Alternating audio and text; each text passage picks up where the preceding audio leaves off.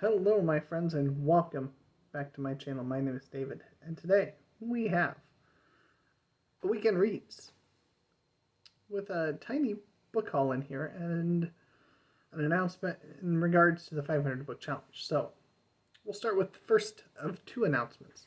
First announcements: I am officially marking myself as having failed the 500 book challenge, and there's a reason for that. We'll get to that here in a minute. But I did pick up 3 books. 2 of them were intentional, and the third one was to be able to cover shipping. Because that kind of math makes sense. So it all started with some uncertainty. So during my little vacation trip, where we stopped at a couple bookstores, one of the books I almost picked up was book 3 in the Kingsbridge series by Ken Follett. Because I knew that I had a friend who had bought me the second book, or so I thought, as I had told her which one, but I couldn't remember for sure if that was the one that she sent me. I'm glad I waited and looked, because it turned out it was book 3. I may have sent the wrong link, may have told her the wrong title, or she may have just picked up the wrong one. Either way, that's okay. So, what prompted it was I wanted a book 2 hardcover because I want to read the series. The 4th book in the series is supposed to be coming out later this year. Now, there's no way I'm going to be able to read books 2, 3, and the prequel before that comes out. I think it comes out in September. But I'd like to at least knock this out maybe prior to that. So that was what prompted this. And that was really inexpensive. So I got to thinking, well, what are some books that I've been missing? So I looked to see if they had volume 3 of that Roman history. So the Given, Decline and Fall of the Roman Empire. Because I found 2 of the 3 books in a set when I was on that book tour. But no such luck. Out of stock. So I looked at some of the others. I'm like, what are some of the other gaps that I want? And I found a really good deal on Coleridge. So this is Early Visions. So I had book 2. So this is a 2-part biography. These are his early years. I had found probably about a year and a half ago at a library book sale, book 2. So his later years. And had been wanting a hardcover copy to match it, to be able to read the first one so that I could get to them. With Nonfiction November right around the corner, this might be a really good candidate. And part of me really, really would like to know if there's a good Wordsworth biography, a good Keats biography, Blake. Why not Percy Bysshe Shelley? Why not round out the rest of the major players of the Romantic poets and try to read biographies for all of them? If not this November, then for sure for next year. So if you have recommendations on a biography for any of those, please let me know, because I'd love to check it out. Steve Donahue. And then the one that was to meet that minimum, to be able to get free shipping on thrift books, I picked up The Word Hoard, Daily Life in Old English by Hannah Vidin.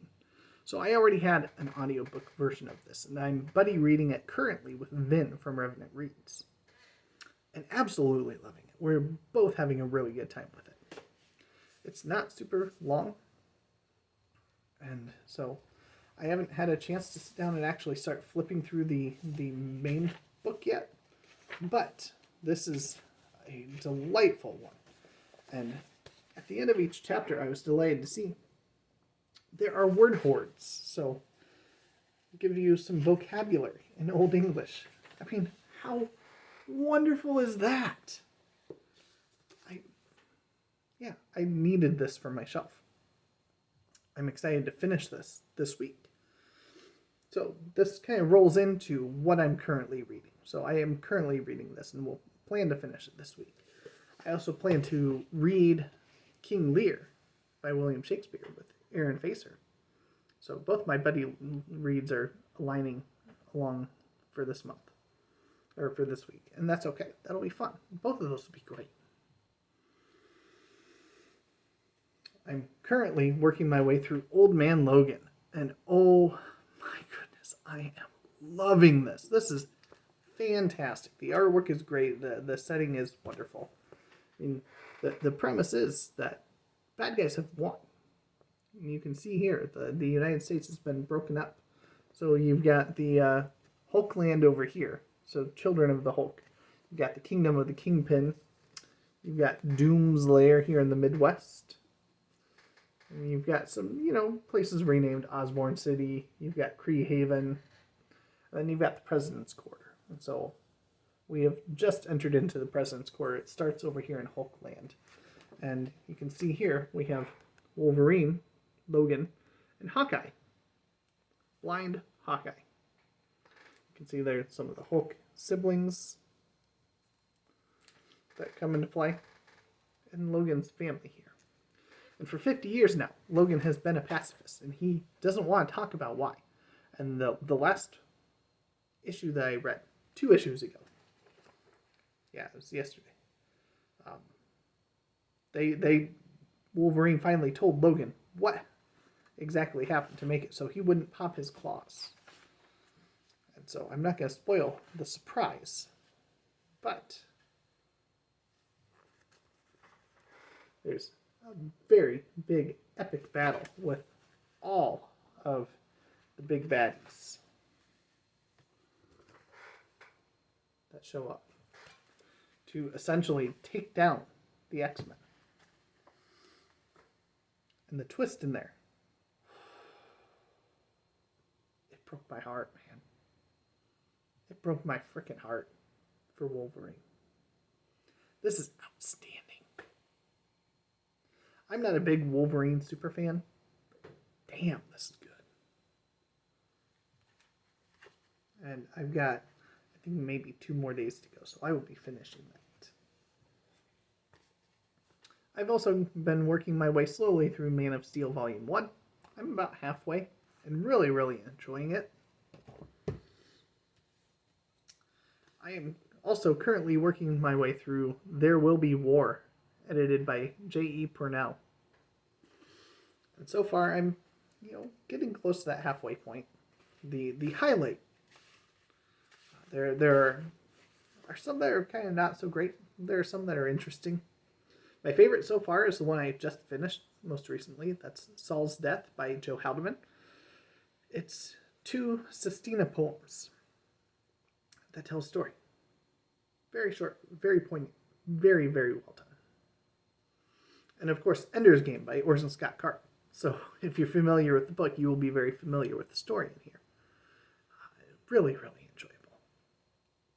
And then the other one that really has stood out to me is Reflex by Larry Niven and Jerry Purnell. And as the editor note, each of these have an editor's note beforehand. Tells me about that is that it is so when Niven and Purnell were working on a novel together, their first novel, it had to get trimmed down. So they trimmed what essentially was that story out of the very beginning of that novel. That novel is The Mote in God's Eye. And the story here, Reflex, was fantastic. I really want to pick up The Mote in God's Eye now. So I have finished 2 books, and now we come to the second half of that announcement. I was kind of dropped off unofficially from the 500 book challenge because I had decided to stop keeping count and to just stay on it as long as Michael was on it. And so after I put that Thrift Books order in, I said, okay, here we go. We are hitting reset on the 500 book challenge. I am tracking things this time. Not manually. I am tracking it. I rediscovered my login for Goodreads and went on there. And I'm going to make an effort every day at the end of the day to update where I'm at on the books I'm currently reading. And every book that I'm finishing on this 500 book challenge, I'm putting onto a shelf. That's called the 500 book challenge. So book 1 for that was E for Extinction. This is new X-Men. This is Grant Morrison's run. The artwork I'm not a big fan of. The stories in here were pretty darn good, though. We get to see Krakoa get destroyed and learn a little bit about Cassandra Nova, who previously had been in the Hellfire Club, and so was a nemesis, so to speak, and get to discover her identity, so to speak. I'm trying to find a picture here with Cassandra Nova to give you an idea of what she looks like.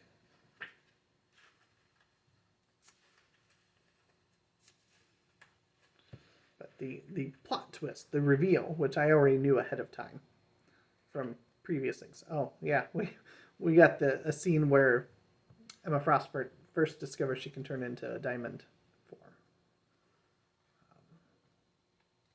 Yeah, that was interesting. Super long stuff in here.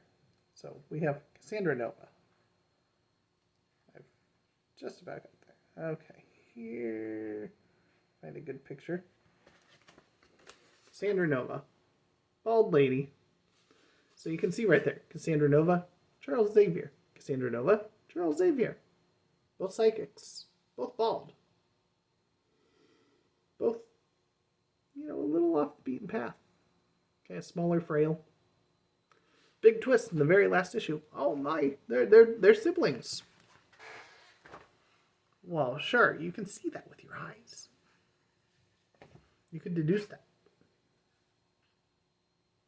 All of a sudden, it's suddenly been revealed. This is a big thing. It ends in a kind of an interesting way.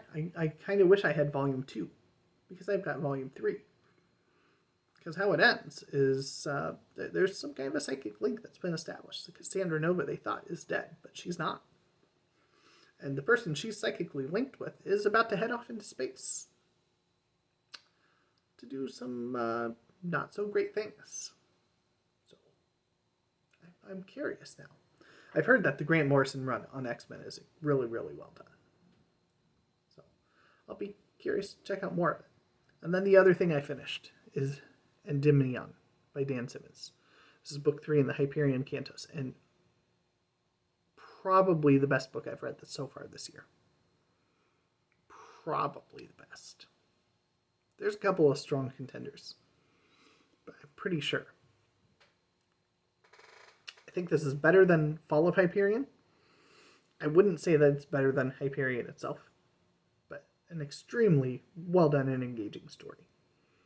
And I'm excited for book 4, which I have on my shelf.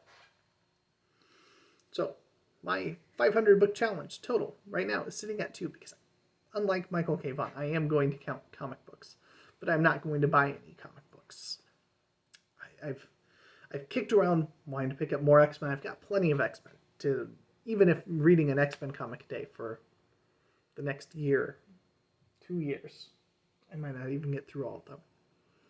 But I've got a bunch of Superman that Michael has sent my way. I've got some Spider-Man that I could be reading. Got a couple other odds and ends in there. I don't have a lack of comics. I've got a bunch of Saga that I need to finish. So I'm at 2. And I think the next thing I'm going to pick up, so now that I finished my novel that I was working on, I think what I'm going to do is I'm going to pick up The Adventures of the Stainless Steel Rat and get to number 3 in here. Stainless Steel Rat Saves the World. I think that's what's calling my name right now. It's not going to be long. It starts here. So it starts on page 278, and it runs to, looks like 406. So 130, 140 pages. Easy. And I want something nice and easy. Because I'll have the 2 buddy reads this week. And then continuing through there will be War. And we'll be enjoying those. So there we go. That's all I wanted to do. I wanted to update what I'm reading, what I finished, what I'm planning on reading this next week, and giving an official update on the 500 book challenge. So I'm going to try to remember to do it right now, to get a link to my Goodreads to put in the description. So if you want to follow along, I can't promise that I will update everything, but I will be updating as I'm finishing books on there so that you'll be able to track in real time-ish my 500 book challenge, where I'm going to read 500 books that I own before I buy any more new books. I can do it. I can do it. You know, the usual exceptions apply here. If it's by another booktuber, yeah, I can buy that. If I get a gift to go spend, sure, I can get books.